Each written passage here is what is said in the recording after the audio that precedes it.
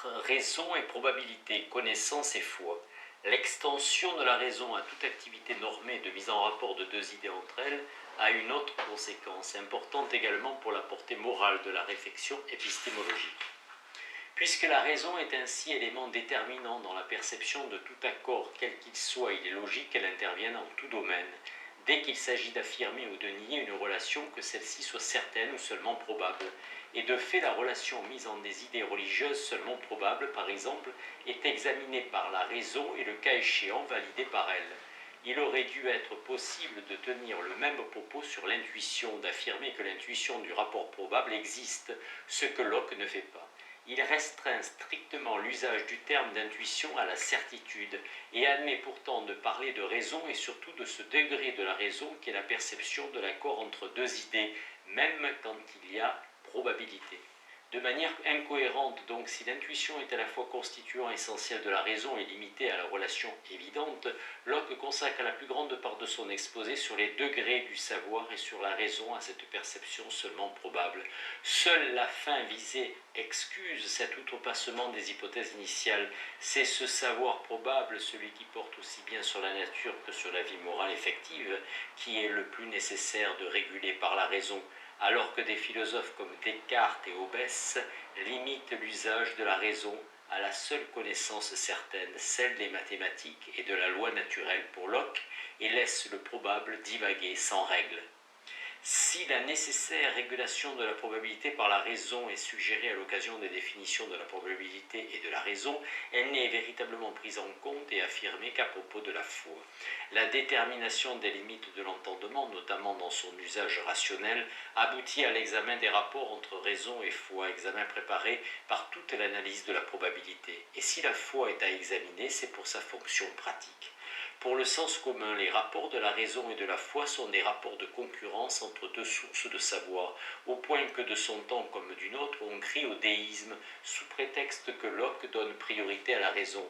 Il est vrai que certains rationalismes amalgament raison et foi et disent que la raison peut prouver tout ce que la foi doit croire. Les querelles sur la démonstrabilité de l'immortalité de l'âme sont nombreuses à l'époque.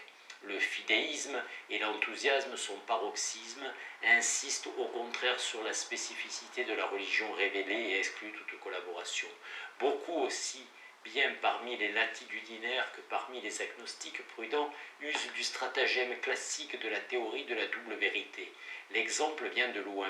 La conception stoïcienne de la religion naturelle, certaines conceptions médiévales de la théologie. Mais Locke refuse l'erreur de catégorie qui fonde cette thèse. Raison et foi ne peuvent être opposées car elles ne sont pas de même niveau, comme le croient les tenants de chacune de ces positions. C'est pourquoi Locke achève le chapitre sur la raison par une précision terminologique. Opposer raison et foi, c'est utiliser le terme à un sens autre que celui qu'il a développé jusque-là.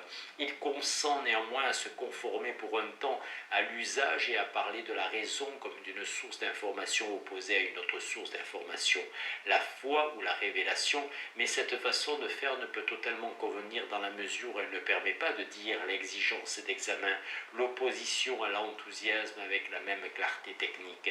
C'est ce qui explique la fréquence du jeu, volontaire ou involontaire, sur le mot raison dès qu'on traite des rapports entre la raison et la foi.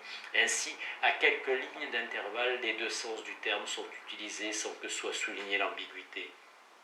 La révélation est la raison naturelle élargie, c'est-à-dire l'ensemble des vérités naturelles par un nouvel ensemble de découvertes communiquées immédiatement par Dieu, dont la raison, c'est-à-dire ici l'entendement, atteste la vérité par le témoignage et les preuves qu'elle donne. Sur cette question, Locke est très proche de Boyle, dont il reprend les thèmes, même si c'est de façon critique. À la suite de Boyle, qui a examiné le statut de la raison dans ses réflexions sur la religion et la théologie, il définit la raison à travers trois oppositions. Opposition entre les divers degrés de certitude, opposition entre au-dessus de la raison et contraire à la raison, opposition enfin entre raison et expérience. Petit a, les groupes travaillant dans la mouvance de la Royal Society ont exprimé de façon diverse leur anti-cartésianisme. Ils ont notamment refusé l'exclusivité cartésienne du modèle mathématique, préférant revenir à la thèse aristotélicienne classique. Ils affirmaient qu'à chaque domaine d'objet revenait son type de certitude. Boyle a repris la classification courante en 3 types de certitudes: certitude métaphysique, certitude physique et certitude morale. La certitude métaphysique est basée sur les axiomes toujours vrais, la certitude physique sur des principes physiques vrais dans les limites de notre entendement, mais sans que Dieu soit lié par cette démonstration. Enfin, la certitude morale basée sur la prudence porte sur les matters of fact. Dans ce cadre, Boyle donne une définition de la raison que Locke reprend dans son principe, mais non dans son application. La raison est la condition de tout savoir, l'instrument critique de quelque type de certitude que ce soit, et non plus un système d'axiomes. La lumière interne de la faculté rationnelle est plus fondamentale que les règles mêmes du raisonnement, puisque par cette lumière nous jugeons même de l'axiome dont je viens de parler, qui est lui-même le grand principe des raisonnements faits par inférence. Je pense que la lumière interne que l'auteur de la nature a mise dans l'intellect humain le rend capable, s'il en fait bon usage, non seulement d'utiliser les instruments de connaissance, mais aussi de les construire et de les critiquer. Ici, comme dans de multiples autres textes, la raison est donc définie par Boyle comme la capacité déductive qui peut juger de tout principe. Locke reprendra cette thèse en supprimant l'insistance sur les axiomes, basés pour Boyle sur des a priori physiques que Locke rejette. Cette raison est d'abord individuelle, elle n'est pas la raison universelle, mais la raison utilisée par telle personne. Il s'agit d'une capacité soumise aux aléas des passions, mais apte à se critiquer elle-même. Remarque fondamentale qui situe nettement la coupure d'avec toute autre conception et la communauté de pensée avec Locke. Nous sommes bien en train de faire l'histoire naturelle d'un mode de fonctionnement de l'entendement humain et non l'examen d'une entité métaphysique. Pour Boyle, donc, la raison est le lieu des certitudes, même s'il existe divers types de certitudes. Locke reprend l'esprit de la thèse, mais en modifie le vocabulaire et la portée. Il ne reprend pas la distinction classique des 3 degrés de certitude, mais n'en base pas moins toute sa didactique de la connaissance sur la distinction aristotélicienne et anti-cartésienne des méthodes en fonction des objets. Nous devons adapter, dit-il, nos méthodes d'enquête à la nature des idées que nous étudions et à la vérité que nous cherchons. L'exercice de ce principe de modestie est l'objet exclusif de l'essai. Depuis les critiques conjuguées du dogmatisme et du scepticisme, de l'introduction jusqu'à la distinction des savoirs du dernier chapitre, l'objectif du livre n'est pas de faire la science, mais de faire la théorie de la science et de montrer qu'il n'y a de certitude que pour de rares vérités absolument démontrables selon le modèle mathématique. La mathématique même est la loi naturelle. Seules ces vérités sont dignes du titre de connaissance, knowledge. Pour le reste, c'est-à-dire pour l'essentiel et notamment le plus important, la pratique, mais aussi la physique qui reçoit le même statut que la pratique, nous n'avons qu'une opinion ou croyance subjective correspondant à ce que Boyle appelait la certitude morale. Ce champ relève de la probabilité qu'évalue le jugement et à laquelle adhère l'assentiment, assent. Mais Dieu a conféré à la raison, dans les limites de l'utilité, une puissance suffisante pour assurer le salut jusque dans cet assentiment. Aussi est-il essentiel pour Locke que la raison, c'est-à-dire l'usage réglé de l'entendement, puisse intervenir aussi et surtout dans l'assentiment au jugement probable. Ce faisant, il prolonge la définition de la raison de Boyle comme puissance critique universelle, qui n'est limitée à aucun champ du savoir. Sa propre terminologie ne fait que rendre plus claire cette illimitation de la raison critique. Il n'y a pas de méthode unique, mais l'usage de la raison s'étend à tous les objets et non aux seuls objets qui peuvent se soumettre à la démonstration mathématique. Ce faisant, Locke rejoint la définition de la raison de Boyle et confirme l'impossibilité de le regarder comme un corpus de vérité première. On comprend alors ce qui était affirmé plus haut. Quand Locke soumet la foi à la raison, il ne s'agit pas de soumettre une source d'information à une autre. Ce serait revenir à une conception de la raison déjà critiquée par son rejet de la droite raison, revenir à l'erreur même des inéistes. Théologiens et déistes, en opposant raison et foi, ont pourtant imposé une façon de parler contre laquelle il serait vain de combattre. Mais philosopher, c'est éviter de penser comme nous y pousse le langage du commun et tenter de penser par idée malgré l'origine populaire des mots. Je pense simplement qu'il ne serait pas inopportun de se rendre compte que, même si on oppose la foi et la raison, la foi n'est rien d'autre qu'un ferme assentiment de l'esprit que, s'il est régulé comme c'est notre devoir, ne peut être donné à n'importe quoi si ce n'est selon une bonne raison, et donc cet assentiment de la foi ne peut être opposé à la raison. Rien d'intelligible ne peut être irrationnel, et la raison est cet œil universel dont l'homme ne saurait se passer sans être aveugle. petit b. La distinction traditionnelle entre above et contrary to reason est retravaillée par Locke dans le même esprit. Cette distinction est connue bien avant Locke. Elle est contenue implicitement dans Saint Paul, mentionné par Augustin, et a fait les beaux jours de la réflexion médiévale à propos du surnaturel. Au XVIIe, Chillingsworth, par exemple, utilise avant Pierre Bayle et les déistes tels que Toland et Collins. Boyle la mentionne, mais pour signaler quant à lui qu'elle est dangereuse, car elle permet deux exagérations. Celle des gens d'église qui camouflent derrière l'expression « au-dessus de la raison » l'appel à la foi du charbonnier et écarte ainsi tout examen, et celle des déistes qui dévaluent la révélation en la classant parmi les irrationnels grâce à une dichotomie trop stricte entre rationnel et irrationnel. La foi du charbonnier, faire croire à un chrétien en général tout ce que l'Église croit. Pour Boyle, sont au-dessus de la raison les notions et propositions que la pure raison, c'est-à-dire la raison sans l'assistance de la révélation, ne nous aurait jamais découvertes. Mais cette définition implique une raison trop proche de la raison abstraite ou droite raison. C'est pourquoi, après avoir suivi jusqu'ici le sens commun, Boyle éprouve le besoin d'adapter le vocabulaire à sa conception corrigée. Ce qui est above reason doit être subdivisé en deux espèces, ce que la raison ne peut découvrir et ce que la raison ne peut comprendre. Dans le second cas d'ailleurs, dit-il, l'incompréhensibilité est toute relative, car quel que soit son degré, l'entendement intervient toujours pour admettre ou refuser des énoncés, même ceux qui sont à un degré ou un autre inintelligibles, étant erronés dans le second sens, puisque rien ne peut être au-dessus de notre compréhension. L'expression ne peut donc avoir d'utilité que dans son premier sens, selon lequel il y a des vérités qui ne peuvent être découvertes par les moyens naturels. La démarche de Boyle ressemble à un tâtonnement dont Locke donne d'emblée la solution.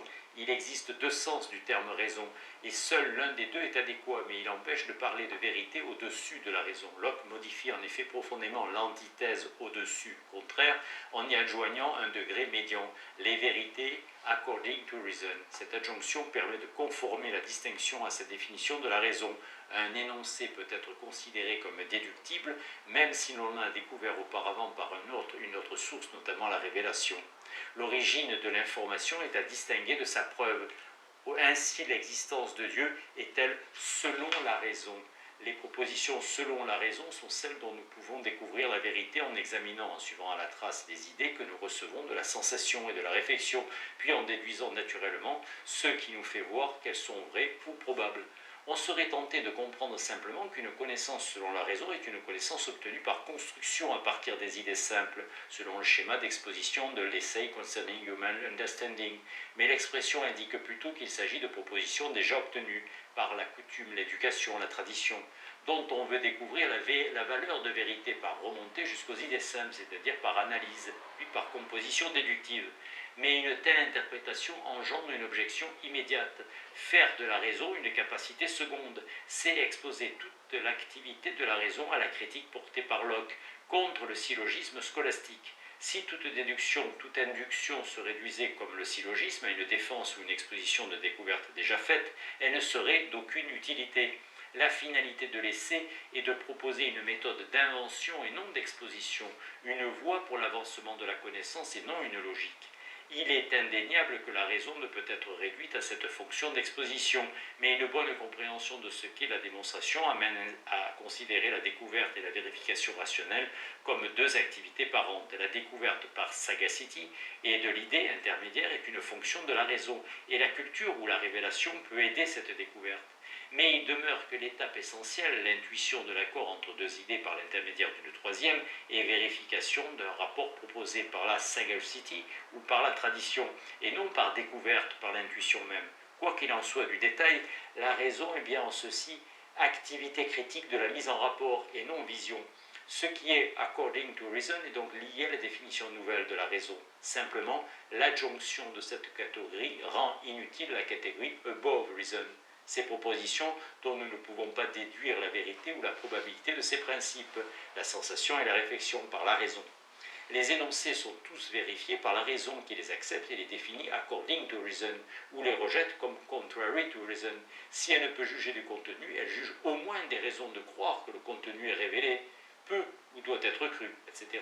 Dans cette mesure est above reason uniquement le contenu de la croyance l'expérience opposée au contenu du raisonnement, et la catégorie above reason n'a plus lieu d'être, sauf à reprendre par condescendance la définition que le sens commun donne à raison.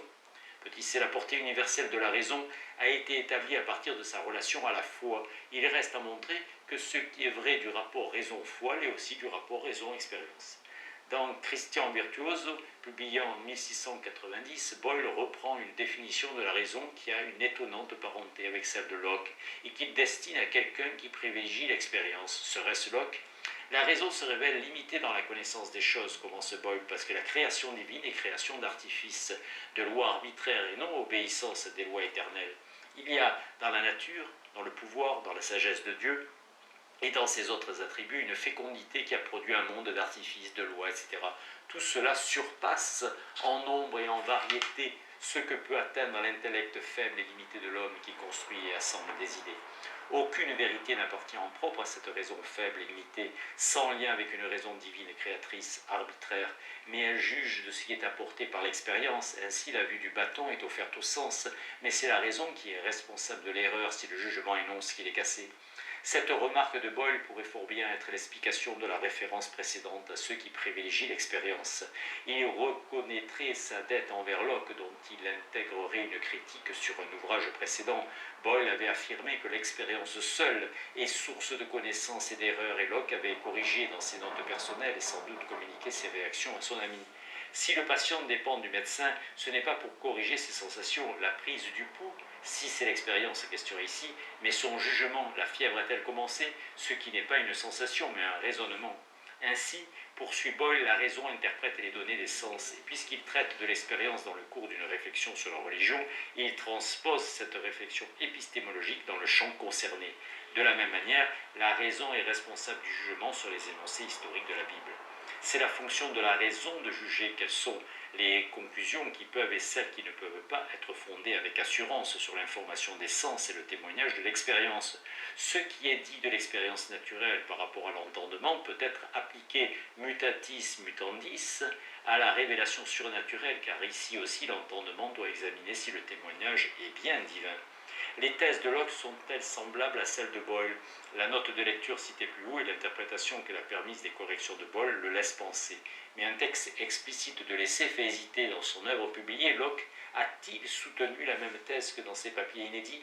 Locke affirme en effet que l'expérience ici, dans notre recherche d'une connaissance à propos des substances, doit nous enseigner ce que la raison ne peut enseigner. C'est par l'expérimentation seule que je peux connaître avec certitude la coexistence des idées. Expérience et raison ne sont-elles pas deux sources d'informations opposées, donc de même genre, comme la foi était pour le sens commun opposé à la raison? Ce pourrait être, si raison signifiait ici un ensemble de principes a priori, mais il s'agit du raisonnement à partir de l'essence nominale des substances qui ne peut rivaliser avec le raisonnement à partir de l'essence nominale et réelle de la morale. Locke le précise quelques lignes plus bas, nos raisonnements à partir de ces idées sensibles ne nous mènera pas loin dans la découverte d'autres propriétés, et l'expérience offre la certitude sensible singulière en lieu et place de l'incertitude de l'énoncé universel produit à partir d'essence nominale, mais la raison n'est pas en cause dans cette déficience de la connaissance en matière de substance, c'est du fait des idées et donc de l'expérience déficiente que la raison ne peut se prononcer universellement sur les choses. Et l'intervention de la raison pour critiquer l'expérience dont parlaient auparavant Boyle et Locke n'est pas ce dont il est question dans ce texte de Locke, où l'expérience exclut le raisonnement. Vision et en général expérience et révélation ont donc le même statut. Ce sont des instruments qui apportent des informations à la raison, de même que l'expérience est la seule voie pour acquérir une connaissance des corps, dit Locke. La révélation est la seule voie pour acquérir la connaissance des esprits séparés. La raison critique ces idées d'abord. Elle en vérifie la cohérence, leur association ensuite, en pesant l'assentiment qu'elle accepte de donner. La raison pèse notamment le degré de probabilité, l'accord ou le désaccord entre l'autorité et le contenu. Déistes et théologiens dogmatiques et certains des latitudinaires, à vouloir trop prouver, se confondraient facilement avec les dogmatiques, sont de ceux qui ignorent l'usage individuel, critiques, empiristes de la raison et en font un usage purement abstrait. Ce sont les cibles de la critique de Boyle comme celle de Locke. Bref, conclut-il, ceux qui clament raison abstraite comme si elle était suffisante l'exaltent en parole, mais nous appliquons la raison à l'expérience physique et théologique et nous l'entraînons à consulter ces expériences. Nous y puisons l'information de la raison et nous exaltons la raison dans les faits et non en parole. Il est difficile de dire plus explicitement la parenté de l'expérience physique et de l'exégèse de la révélation ou de l'expérience de foi au regard de la raison. La méthode élaborée dans un domaine vaut pour l'autre, et ce qui doit être modifié dans le passage d'un livre à l'autre, ce n'est certainement pas la nature de la raison. La raison est puissance unique de jugement en tout domaine. L'élaboration du concept de raison dans sa fonction physique permet de découvrir, comme chez Locke, ce qu'est la raison dans l'ensemble de ses usages. La foi est un moyen d'information comme un autre, et la raison juge de l'agrément de cet apport avec les autres connaissances. Comme l'esprit perçoit toute idée simple et l'intègre à côté d'autres, la raison est la perception de tout accord, quel qu'en soit le degré de certitude. Non seulement la raison est une activité critique de l'esprit à exercer en tout domaine, mais elle ne s'oppose ni à la foi, ni à l'expérience, ni à quelque source d'information que ce soit. Elle analyse la révélation et au même titre l'expérience. Les deux livres de la nature et de la Bible, de la création et de la rédemption, sont des sources d'information où règne le probable et dont doit juger la raison. Si la révélation est télescope, en ce qu'elle permet de découvrir des vérités que la raison, à partir de l'expérience seule, et non la raison seule, n'aurait pu découvrir, la raison est œil. À ce titre, elle ne s'oppose pas au télescope, mais recueille et passe au crible l'image fournie. Il faut interpréter en ce sens les nombreux passages où Locke ne définit pas, mais applique les rapports entre raison et foi. Les textes politiques, notamment où la révélation chrétienne appuie la raison, même si Locke utilise ici la définition commune de raison. Il s'agit de comprendre que l'expérience et la révélation examinées toutes deux par la raison aboutissent au même énoncé. La confrontation traditionnelle de la foi et de la raison a servi à dénoncer l'usage commun du terme de raison et à retrouver le véritable sens du terme que déjà présupposait la critique des vérités éternelles et des diverses formes d'inné. La notion de régulation fait ainsi explicitement son apparition même pour l'assentiment le plus immédiat, dont on pouvait croire que l'immédiateté était totale. Notre devoir est de réguler l'assentiment que nous donnons à des associations d'idées. Devoir moral à l'égard d'autrui, devoir moral à l'égard de nous-mêmes, notre naturel, devoir à l'égard de celui qui nous a fait tel. La régulation qui est conscience des causes de l'assentiment, c'est ce qui qualifie fondamentalement la raison qui en dernière instance donne immédiatement son assentiment en une intuition de l'accord objectif de deux idées entre elles.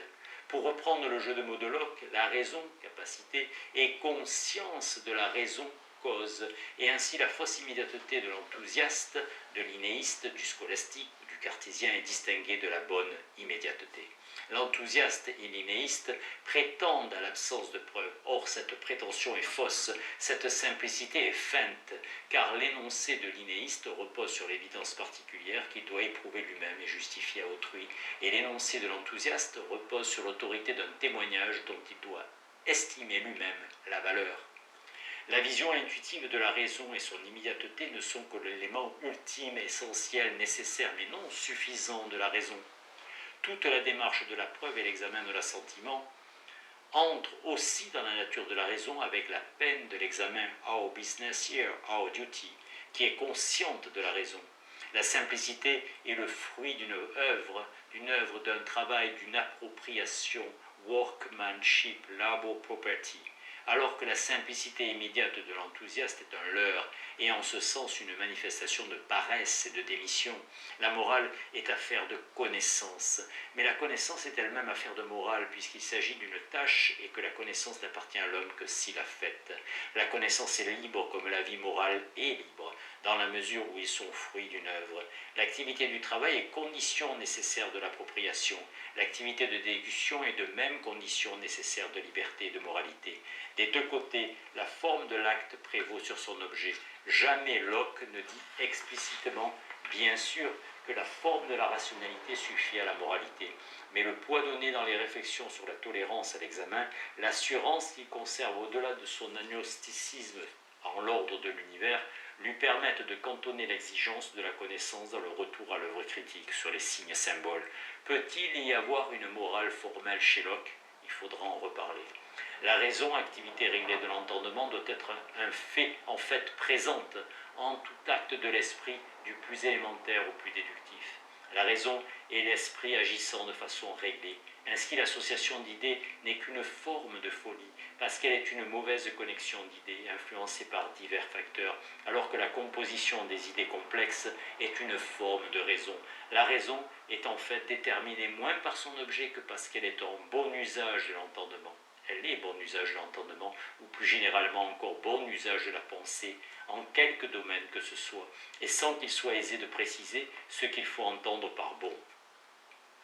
Et pour cause, lorsqu'elle s'exerce, elle ne peut être que parfaite, et les défauts qu'on lui attribue ne peuvent lui venir que de l'extérieur, de l'imagination, de la coutume, de la précipitation, du langage. C'est en dernière instance parce que les idées sont obscures, les principes faux, les mots douteux que la raison fait défaut.